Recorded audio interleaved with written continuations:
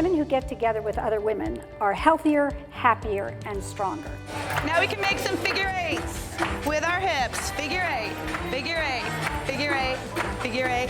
Woo! By the time I met Mickey, I had already contemplated suicide, and I was developing a plan.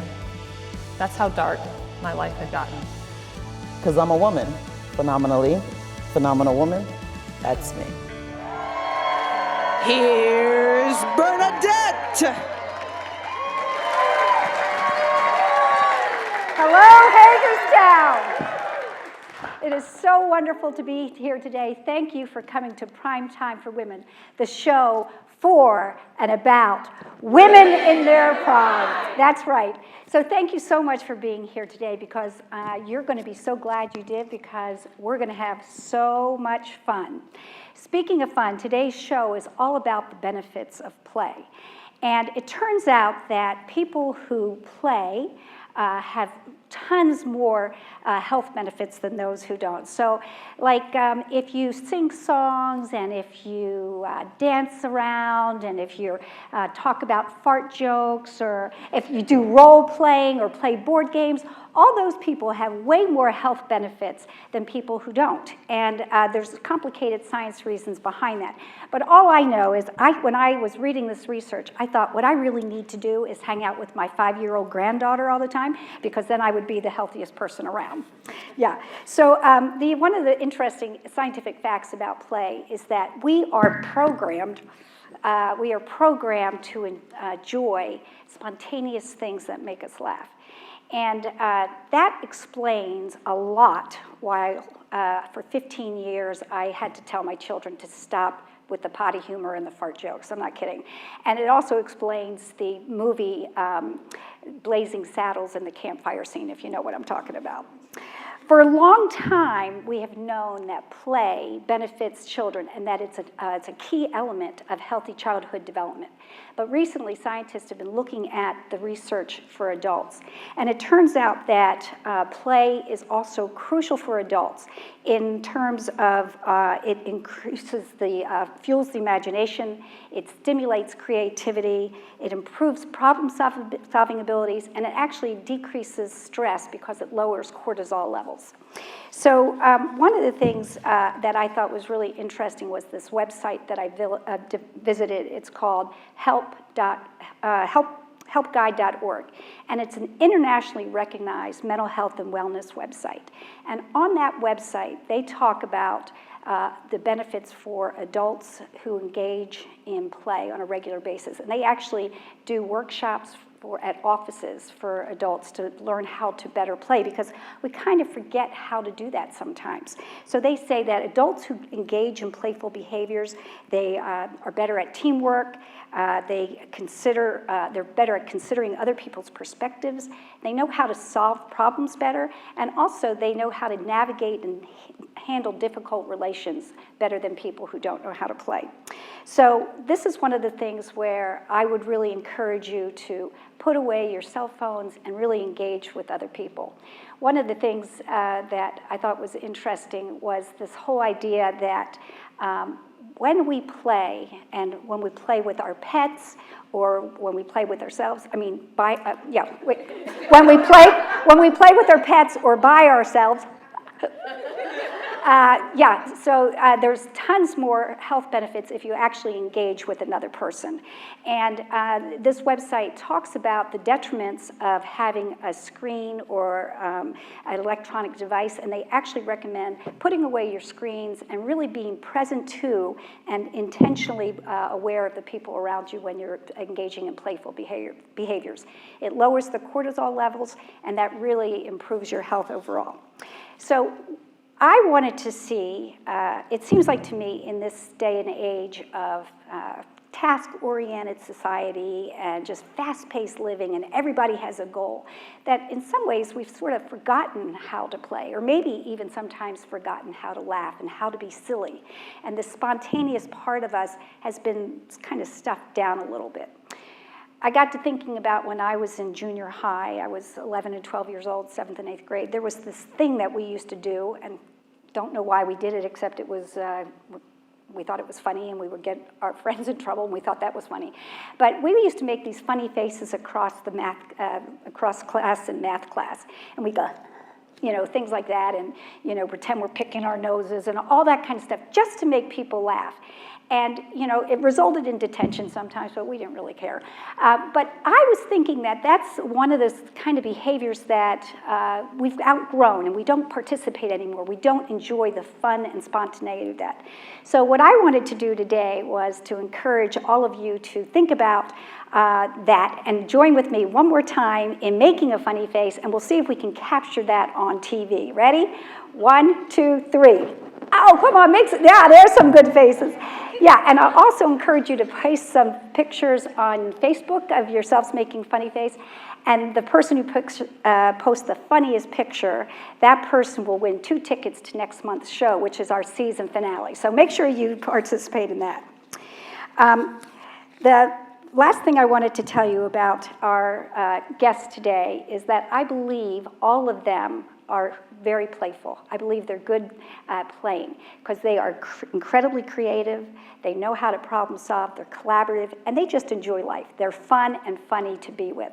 So today, I'm pleased to tell you that we're going to have Leslie Whaley on our show. She's an incredible artist who's also a community activist. And as a community activist, she works hard to be the change she wants to see in the world. I've worked on lots of projects with Leslie. We also have Maheen Hack, who is an incredible young poet who uses her creative energies and passions and talents to advocate for communities facing discrimination. We have Elise Feisler with us today. She's a mom, a nurse, and hospital administrator, and she's a mother of 2 children, one of them who has autism. And she's going to share her powerful story of how she used her creative energies to find hope by connecting with other moms with autism, and also how she developed a program that supports parents supporting children with autism. It's an incredibly creative program. And I'm super excited that we're going to get to hear from Jenny Avila. She is a singer-songwriter. Over the course of her life, she's written many albums. And as a woman in her prime, she's an artist who continues to evolve and explore with other different mediums. So before we bring up our first guest, I just want to thank our sponsors, Meredith Health, Antietam Broadband, HCC, Farnakidi Home and Village, Steady Entertainment, Smart TV, and also I want to give a special shout out to the Nook, who provided breakfast for our pre-show reception today, and a special thanks to Courtney and Josh Richard for being here today. So don't go away, we'll be back right after this commercial break.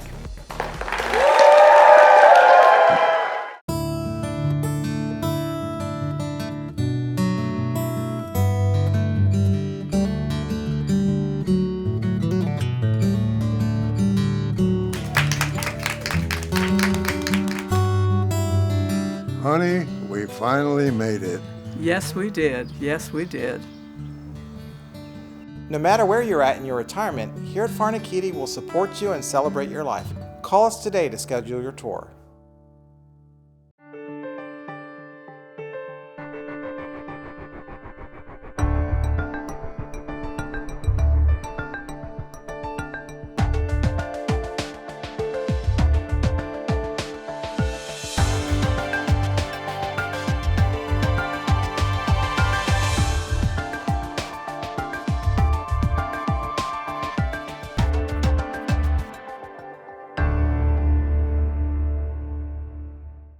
If you add it up, 12 spots a year for 25 years, close to 300 different commercials I've used Antietam Cable Production for. In terms of the experience with the production department, the truth is, we've become friends because we've done it so often. The staff is very, very professional. They make it easy for me to do the spot. That's the biggest thing. And we have a lot of fun doing it. And it works. It brings people to the dealership. And that's all I can ask. This is Jay, and this is Chris. Together, they make up The Hub Show. Podcasting and broadcasting about everything and nothing. And they've partnered with Antietam Media Services to turn their podcast into a local TV show. With help from a variety of guests, they'll talk about what's going on in the Hub City and surrounding areas. With Chris and Jay, it's always unpredictable, funny, honest, but most of all, it's always local. That's The Hub Show on WCL-TV, channels 806 and 6, Thursday through Sunday at 10 and 11 p.m. This changes everything. TiVo is here. Search and control your cable channels, on demand and streaming video with one remote. Record 6 shows at once and build a library of favorites with one pass recording.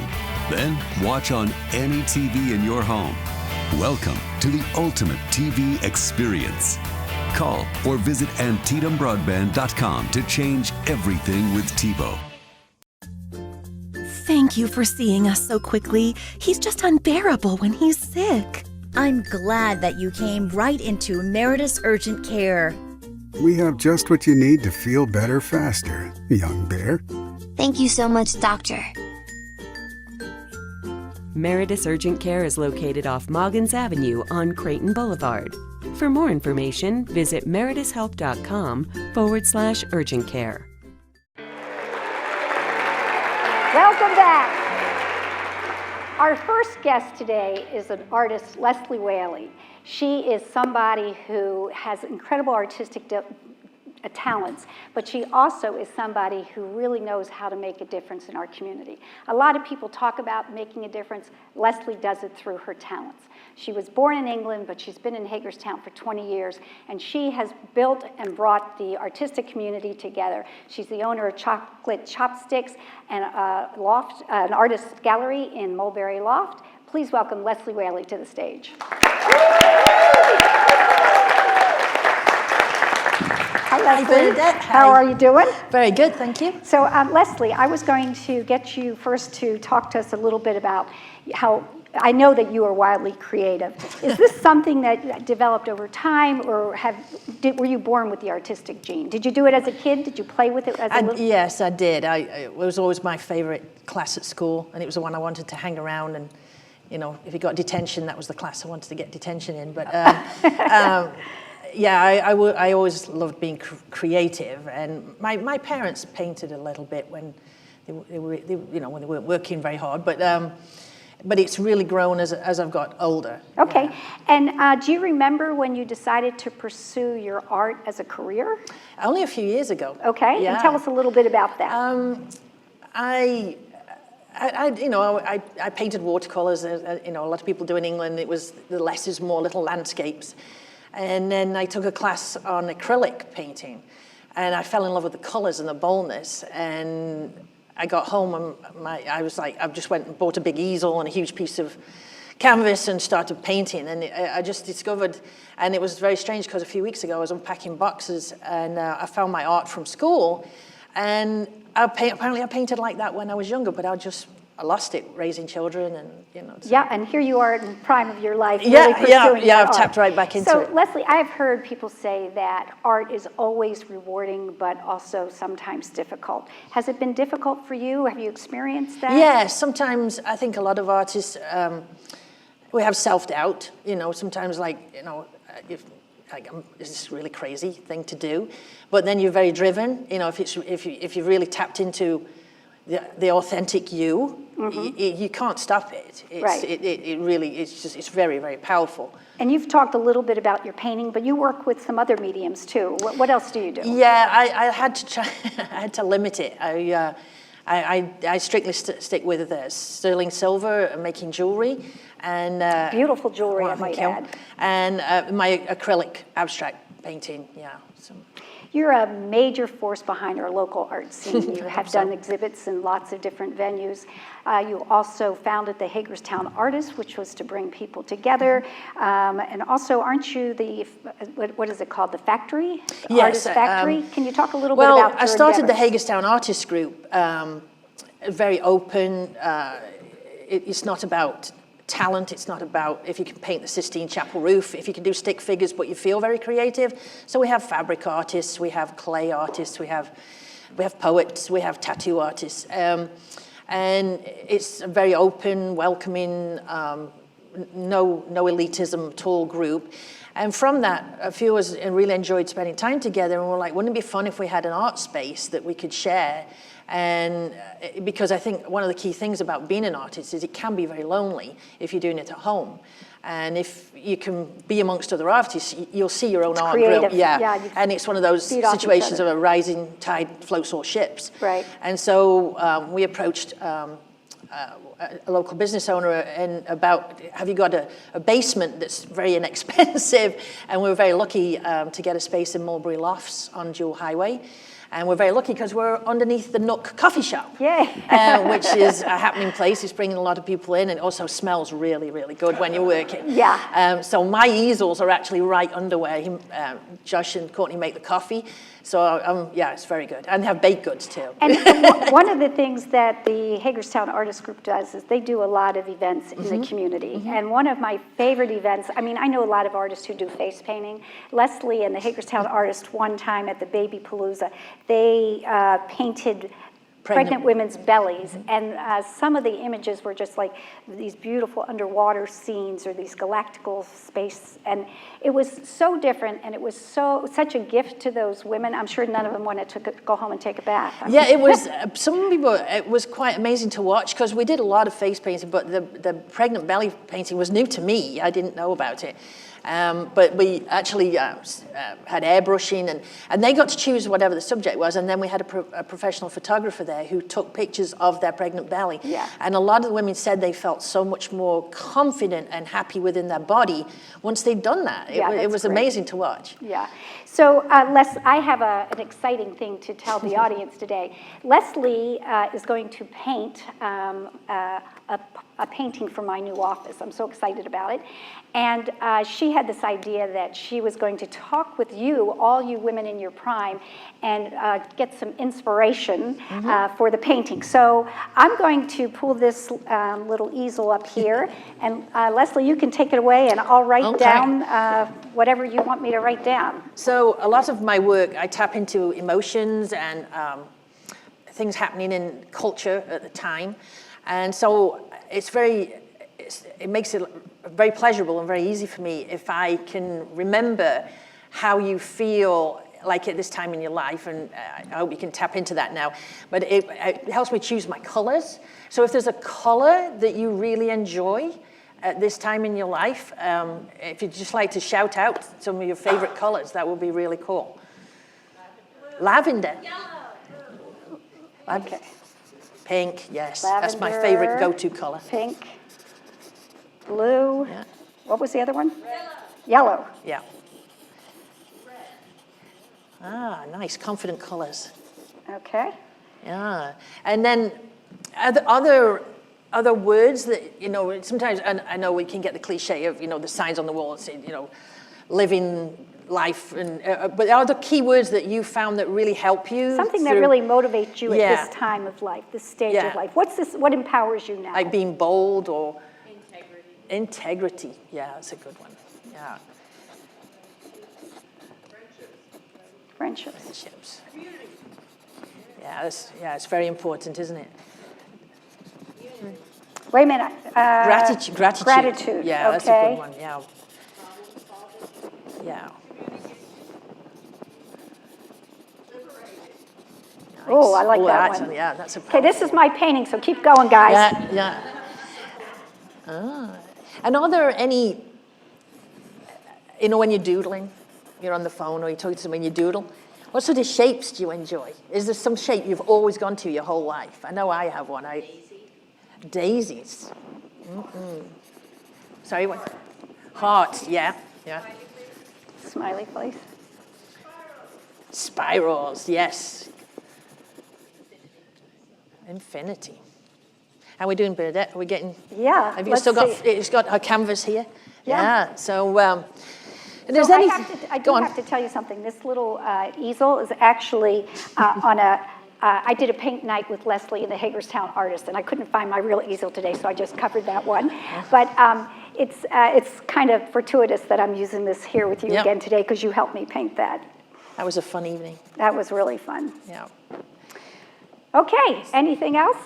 We said communication. Communication.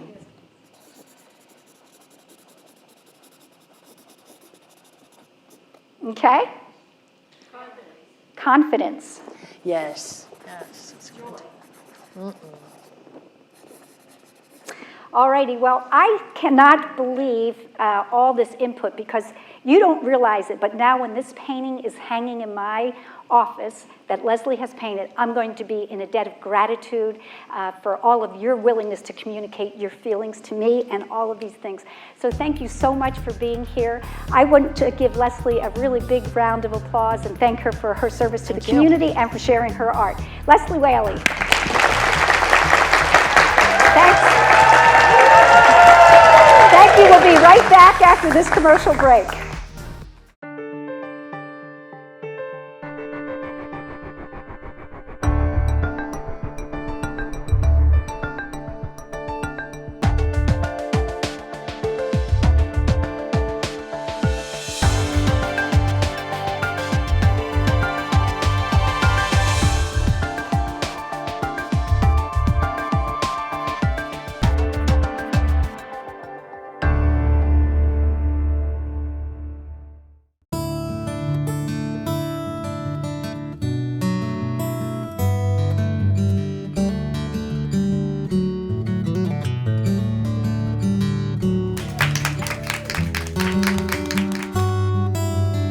Honey, we finally made it.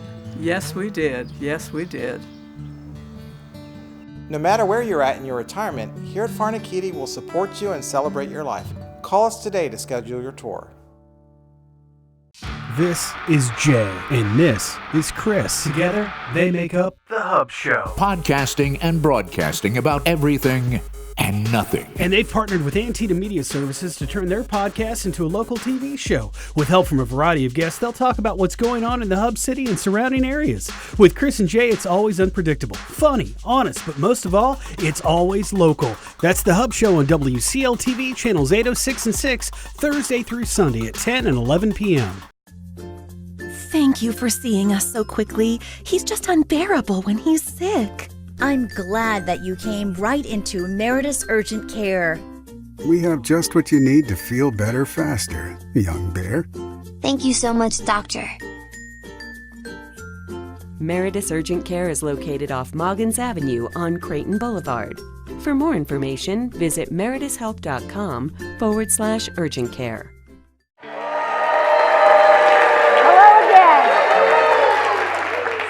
We're here for our poet segment, but Takesha Martinez, our poet laureate, is not here. But don't worry, we have an especially talented, homegrown, amazing poet here today to share her work with us. Maheen Hack is a recent graduate of UMBC. She is a Sondheim Affairs Scholar, Public Scholar, and in recognition of her work, she has been named as a Newman Civic Fellow. Maheen has studied global studies, and she is passionate about making a difference in the world, especially working for and advocating for those who are facing discrimination. Maheen shares her poetry all around the world. She recently went to Jordan, where she helped Syrian refugees. She speaks out about that. She also advocates for women's rights. So please welcome Maheen Hack to our stage.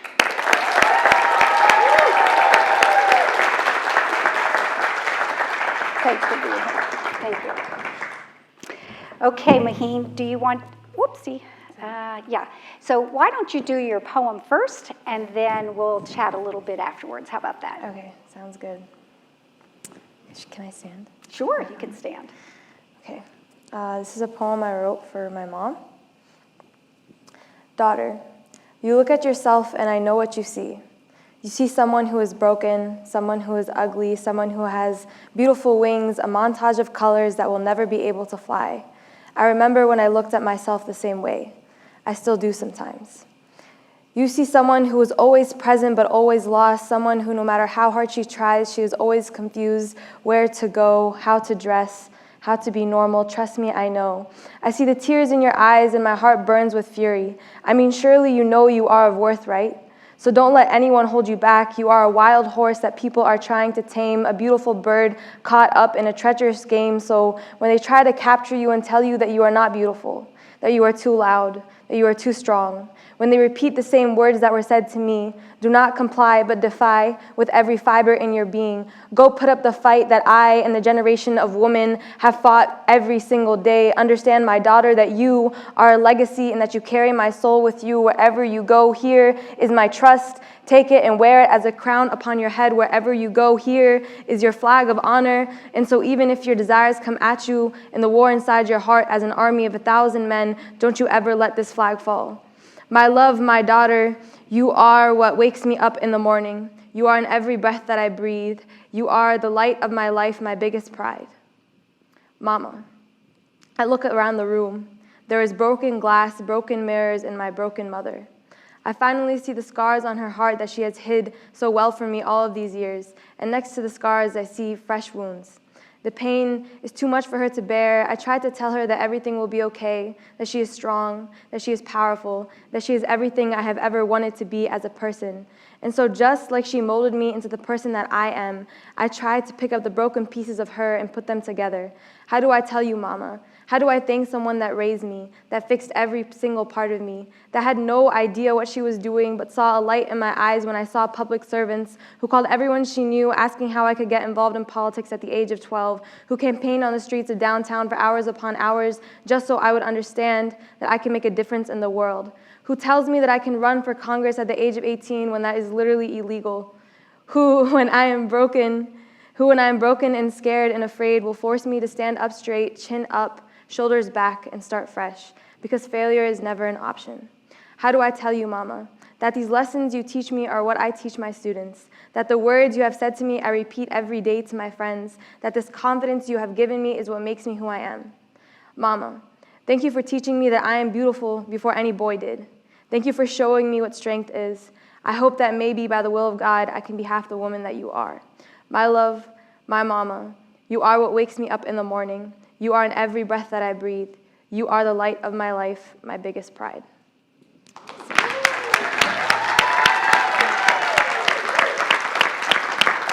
So I'm sure that you see why I asked Maheen to be on today's show. Such power, such passion. I can't imagine what her mom must be feeling. Thank you so much for your work on behalf of your daughter and for your celebration of that special relationship.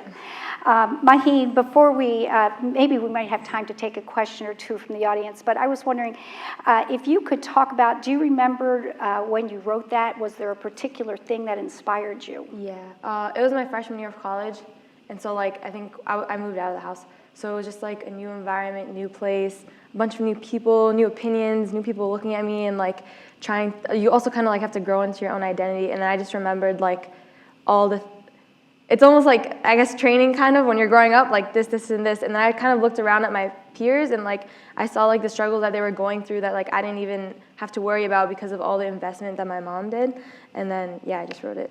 That's beautiful. What a tribute.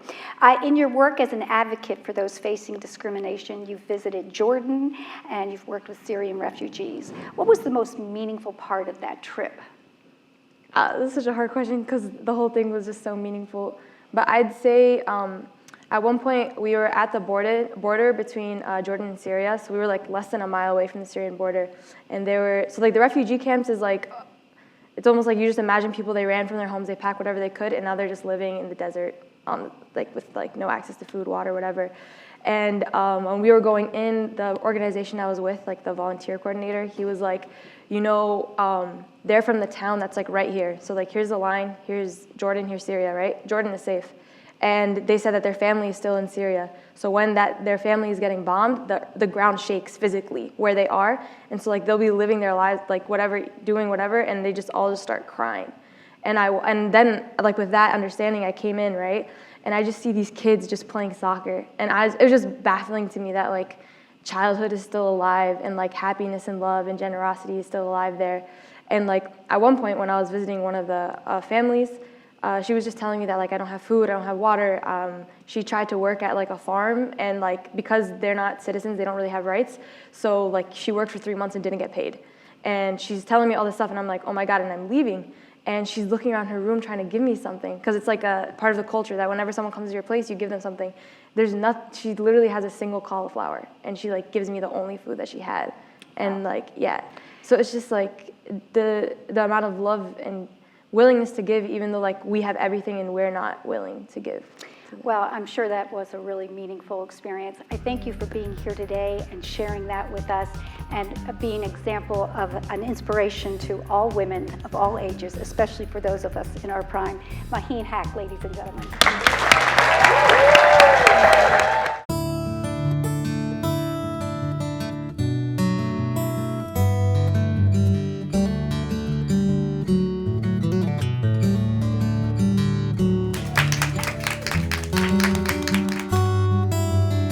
Honey, we finally made it. Yes, we did. Yes, we did.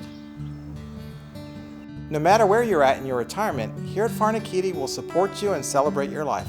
Call us today to schedule your tour.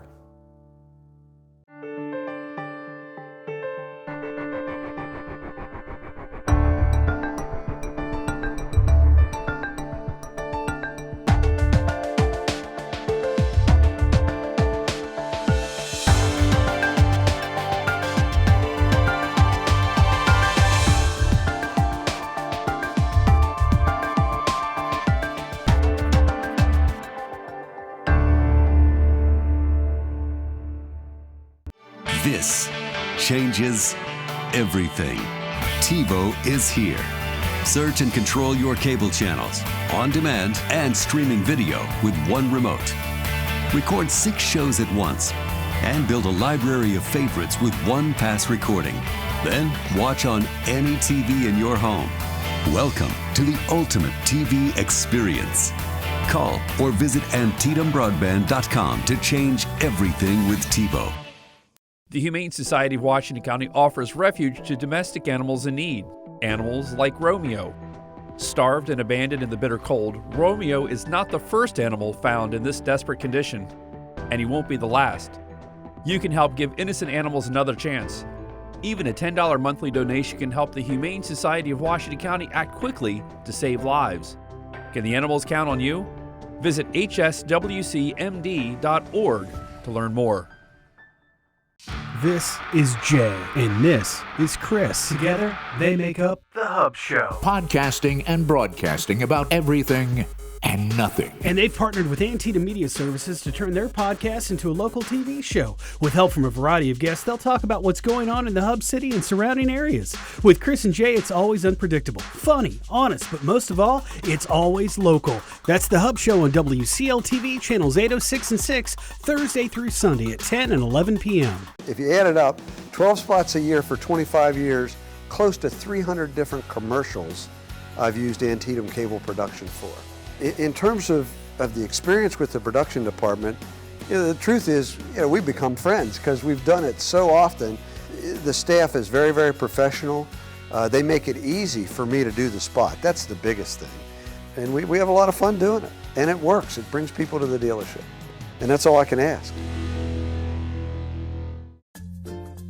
Thank you for seeing us so quickly. He's just unbearable when he's sick. I'm glad that you came right into Meritus Urgent Care. We have just what you need to feel better faster, young bear. Thank you so much, Doctor. Meritus Urgent Care is located off Moggins Avenue on Creighton Boulevard. For more information, visit meritushealth.com/urgent care. So our next guest is the mother of an 18-year-old son with autism, and she uses her creative talents to support parents of children with autism. She is the founder and past president of ASD Hope. She also co-authored a book on resources that support families with autism. She is the founder of the Mother to Mother Autism Luncheon, an incredible resource in our community. Please welcome Elise Feisler to the stage.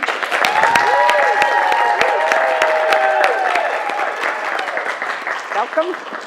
So glad you're here. Thank you. It's a pleasure to be here.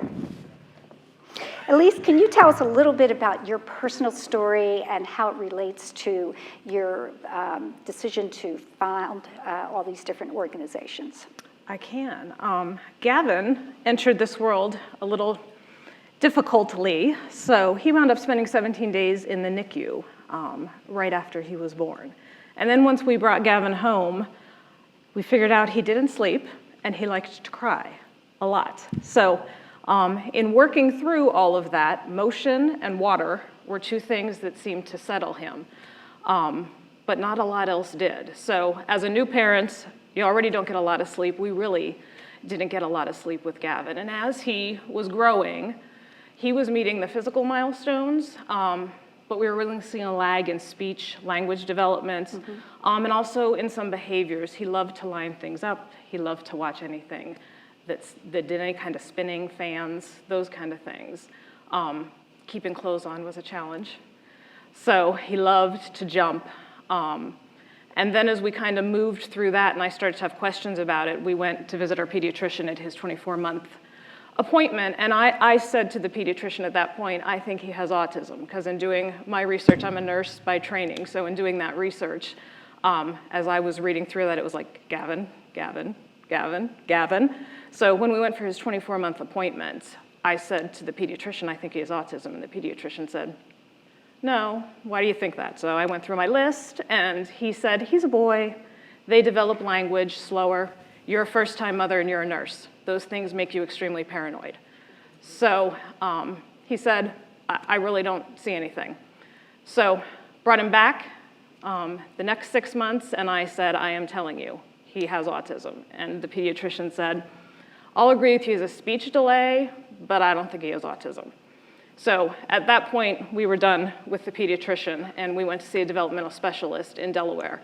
And she looked at him and within 5 minutes looked at me and said, you're correct. So I know that sometimes children with autism, they might have some delays in certain things, but many times they have special gifts too. Is that something that you were able to see in Gavin as well? Yes, and right before Gavin was diagnosed, one of the things he did was he drew a complete computer keyboard without one being there. So from memory, he drew a keyboard and drew all of the keys and put all the appropriate... And he was 2.5? He was going, yeah, he was moving towards 3. It was shortly before he was diagnosed. Put all of the symbols on a keyboard where they belong without one in front of him. So as impressed by that as I was, I also knew with everything else that was going on, all of that kind of didn't add up to what a typical developing 3-year-old should be doing. And you have said to me in the past that parenting an autistic child has been both rewarding and fascinating, and that you tried to focus on the fascinating. So how did that help you in helping Gavin thrive? So I've learned 2 phrases that I've kind of used through my journey for the past 18 years with Gavin. And the first one was given to me by a parent who was further down the road in their journey. And what they said to me is, you will find that autism is a gift that is just wrapped in very ugly paper.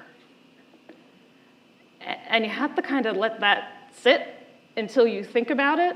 But many of the gifts that we receive through our lifetime show up wrapped in very ugly paper. But as you unwrap them, we often find out that those gifts are the gifts that give us the most and help us to grow the most and allow us to be able to give the most to other people as well. The other one that I've kind of learned through this is what autism has taught me is to look beyond the obvious to find the mysterious. That's great. That's beautiful.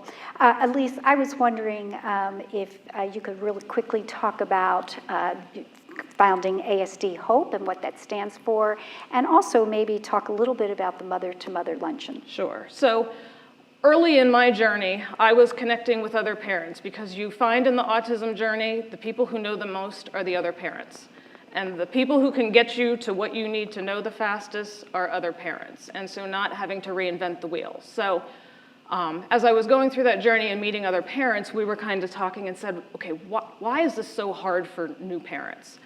So we created an organization called ASD Hope, and the Hope stood for Help, Options, and Parent Empowerment. And what we did is we did orientation meetings for parents who had newly diagnosed children, so that we could kind of cut to the chase of what they needed to know, because healthcare providers, therapists are outstanding and extremely valuable, but they all give you stacks and stacks of books and pamphlets. So literally, till you're all done and have a kiddo who's newly diagnosed, you're sitting with a stack of stuff this big and thinking, where on earth do I even begin? So we as parents wanted to make that stack be like this big of this is what you need to know to get started on your journey. So we created a resource book that we gave to parents, and we did parent orientation programs with parents. And you know, that's such a help. And not only that, your creative energies didn't stop there. You went further to found a mother-to-mother autism luncheon? Yes. So talk a little bit about that. From that experience, from the experience of putting ASD Hope together and spending a lot of time with parents who had newly diagnosed children, and through my own journey, I started to have questions about my faith. Where did the God that I had a relationship with fit into having a special needs child and raising a special needs child?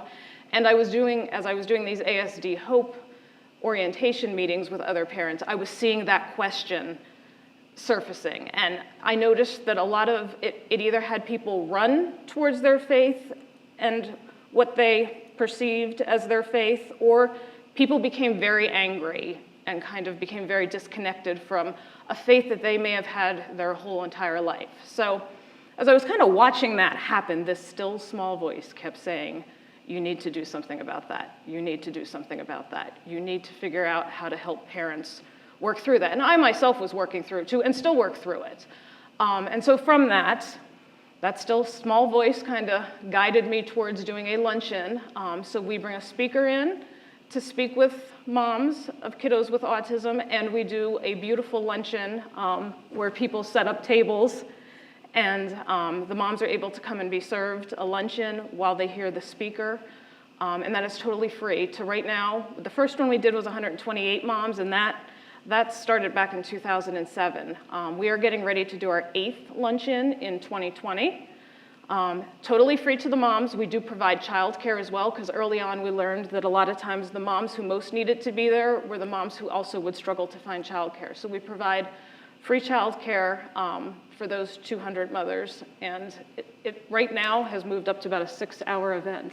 Yeah, and for the first time this year, you have something for dads too. Yes, I have been getting many requests over the years of, this is great that you do it for moms, can you please do something for dads? So I'm excited to say that in September of 2020, we will be doing a dad-to-dad breakfast.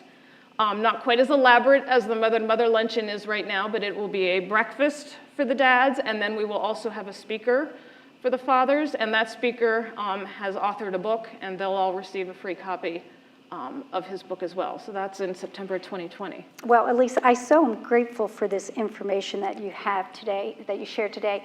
When I met with Elise last month, she said to me, when you've met one person with autism, you've met one person with autism. And I love that, because all of us are unique. We all have the things that are special about us, and we all have our own struggles, his and her issues, no matter what. And to me, that message carried out to the autistic community is really important. One of the things I did want to announce right now is that we give special recognition to the largest friend group that attends the show, because we encourage people to do things together, because that's health protective. So at this time, I'd like to say, all the people that came to support Elise or people with autism, please come on stage and be recognized.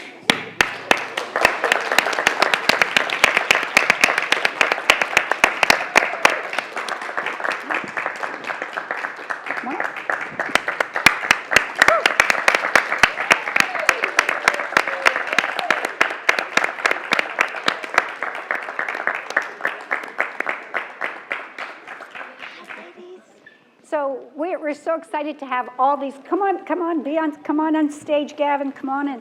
So one of the things that we do is we allow the largest friend group to pick a nonprofit to receive 10% of total ticket sales. So Elise, can you say who you would like us to make a donation to? So that would be Grand Point Church, who helps sponsor the Autism Mother-to-Mother Luncheon, and then it will go towards the luncheon. All right, so congratulations. Stay tuned, we'll be right back after this commercial.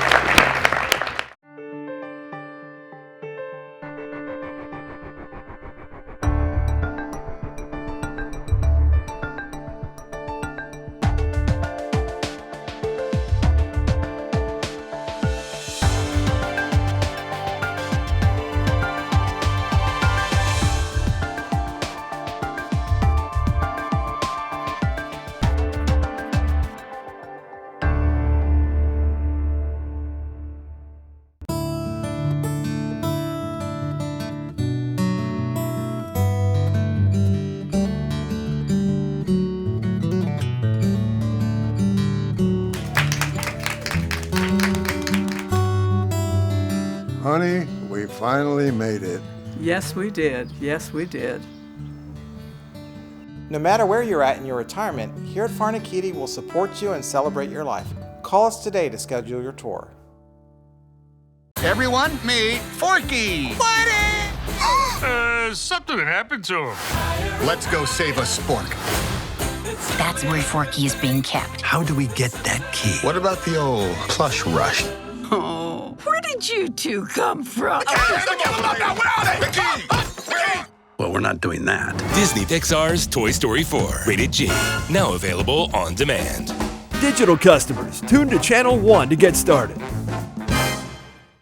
This is Jay, and this is Chris. Together, they make up The Hub Show. Podcasting and broadcasting about everything and nothing. And they've partnered with Antietam Media Services to turn their podcast into a local TV show. With help from a variety of guests, they'll talk about what's going on in the Hub City and surrounding areas. With Chris and Jay, it's always unpredictable, funny, honest, but most of all, it's always local. That's The Hub Show on WCL-TV, channels 806 and 6, Thursday through Sunday at 10 and 11 p.m.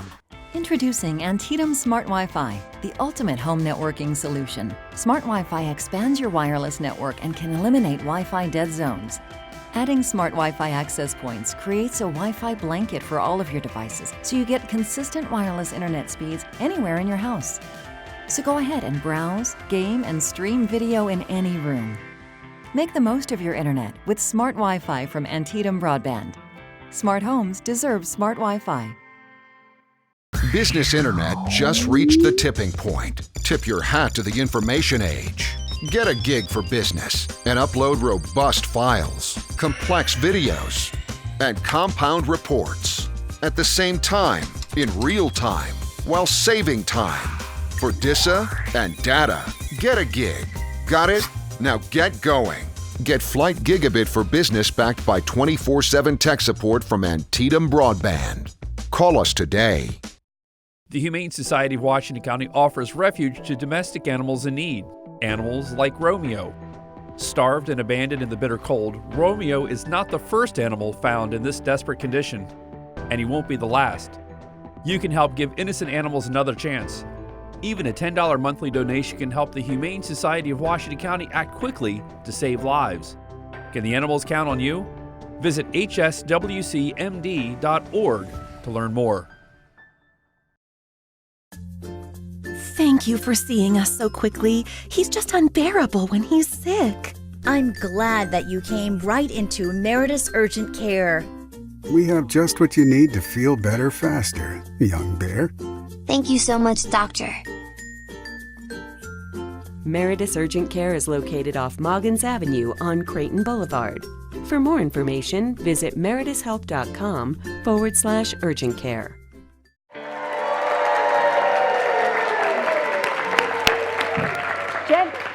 Jenny Avila is a multi-talented, incredibly creative artist. She's a veteran singer-songwriter. She's opened up for many famous musicians, for Pete Seeger. She's also performed with Open for Robin Williams. She is not only a singer-songwriter, she is a creative being in many, many different dimensions and mediums. Jenny, thank you so much for being here. Thank you for having me. It's an honor to share the stage with these other women that, oh my goodness, So they're as incredible. As an artist in your prime, you kind of do it all these days. You started out as a singer-songwriter. So maybe just tell us a little bit about your career. I know you've written like 10 albums or something like that. Yes, I actually started performing on the road. I hitchhiked across the country in the 1973, something like that. No credit cards, no cell phones, just, let's sing, somebody pick me up, oh Lord. And nobody could hear me make mistakes. It was wonderful. And what musical training did you have prior to your career? Did you have some technical training? 2 years of piano, 5th and 6th grade. My mom tried to teach me. She was a classical pianist who decided to become a nurse so she could have 5 kids. Right? But she and I were like butting heads. She passed me off to a neighbor who was an excellent teacher, and eventually I butted heads with her too. So you just kind of did it your own way. Yes, I'm self-taught. That's great. So I mentioned that you've opened up for Pete Seeger, and Robin Williams and Janis Ian. Do you have a favorite story about opening for any of the well-known artists? Who do you want to hear about? Pete Seeger. Okay. He's really tall. And he's very community-minded. There were a lot of performers at this particular event. There was a band backstage who could play good square dancing music, and as soon as they started to warm up, his whole family, Pete Seeger's whole family, formed a square, and there was one empty space. And I jumped in. I got to be Pete Seeger's dancing partner, and let me tell you, he was a good 30, 40 years ahead of me, right? I've been around a lot longer, and I could barely keep up with him. He's like jumping up and down, right? So we got to perform Guantanamera with him. I think he was impressed with my bird calls. Oh, that's super. So Jenny, you also now not only sing and write music, you also are a painter and other kinds of arts too, right? Exactly. So you have evolved over time, so can you talk a little bit about your painting? And I've been evolving in circles because actually I was in art school when I decided to go on the road. Hit the road, right. Yeah. And on the road, I just had room to take a little sketchbook with me, but now I've evolved into acrylic painting, and I just really love it. And the arts just work sort of as a triangle for me, the poetry, writing, and the music, and the art. If one field goes fallow, I can depend on the other one and say, I can name this painting like half a haiku, kind of thing. So they all work together and inspire each other. And when you first started, was there anybody in particular that was really an inspiration to you? Well, my mom playing piano. I used to fall asleep listening to Bach, Beethoven, Mozart, and all those great swing songs from the 40s that, Stardust and Laura, all those great songs. And at this stage in your life, you said to me that being on the road is a little bit more difficult and that you like to make more time for your relationship. So who are you making time for in your life these days? Well, my husband, who's a ceramic artist, Steve Wright, and he has a ceramic studio here in Hagerstown. I have 4 granddaughters, and one of them, the 8.5-year-old, just got accepted into the Philadelphia Youth Orchestra. Oh, and yay. And she was accepted actually into the older group, like the ones that were older than her, but her parents, my son and such, said, let's give her a chance to warm up in her own age group. So she goes in as concert master. So here's a proud grandma right here. Yeah, bragging rights. That's great. Well, Jenny, I know that you're going to play some music for us, but I think we have time just to take 1 or 2 questions from the audience. So who has a question for Jenny?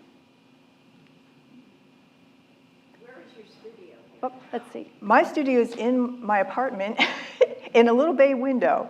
So I'm always going like this to lean back and see what I'm doing. But I do teach acrylic painting at Howard's Art Store here in Hagerstown. And I teach Art 101 here at Hagerstown Community College. That's great. Anybody else have any questions for Jenny? Oh, we have a question here and here. Okay.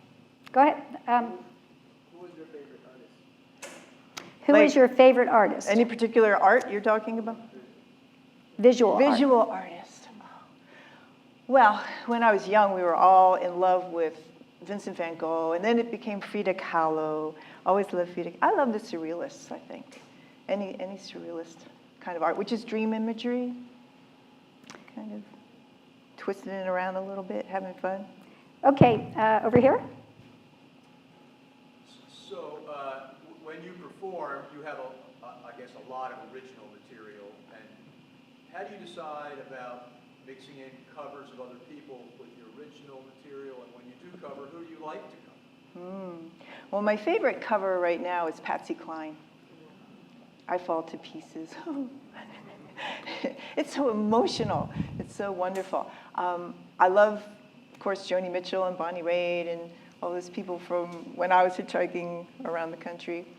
So I mix it up, but Guantanamera also is one of my favorite covers because I get to do my bird calls. Her bird calls. Well, who here wants to hear Jenny sing? Yeah. Take it away. And remember, I want to hear you sing, too. Right? I wrote this for one of my best friends from high school. A really cool person. She invited me to my first meteor shower, gave me my first Joni Mitchell album, and helped me paint an Alice in Wonderland mural on my bedroom wall. It started out being for her memorial service, but then 30 years later, my son asked me to sing it for his wedding. So I just changed the last verse around a little bit, and that's the version I'm going to sing for you now. All together. How rich the life, beautiful. How rich the life. How rich the life we live. I'm taking you on the road with me. Listen to my heart. I can hear you laugh as you finish my thoughts, my friend.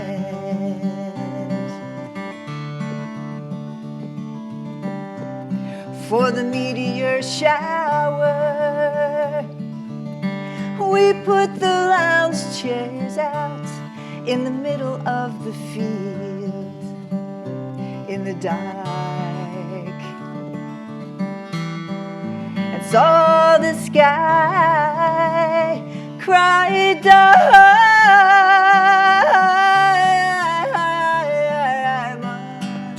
How rich the life we sang, how rich the life we sang, how rich the life we live.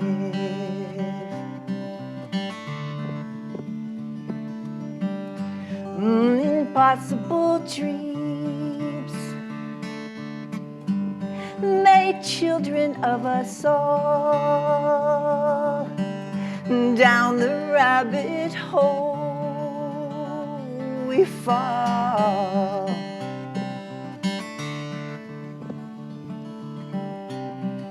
And eat and drink and grow and make our heart a home, and often wonder why and wonder when we will fly over the rainbow. How rich the life, oh, how rich the life, oh, how rich the life we live.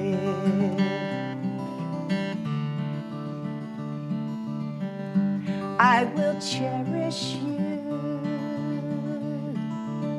There's magic in your name. Oh, I will always cherish you. Ah, to love you is my privilege and my gain. Oh, how rich the life, sing it. How rich the life you taught me.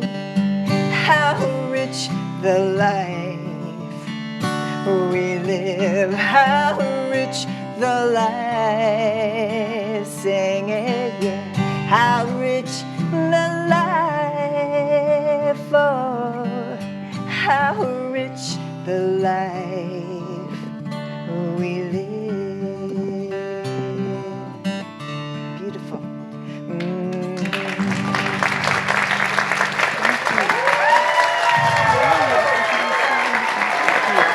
I want to thank Jenny for being here and for encouraging us and inspiring us to live in rich lives.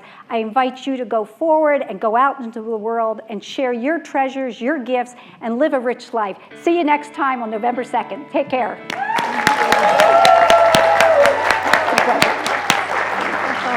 Great.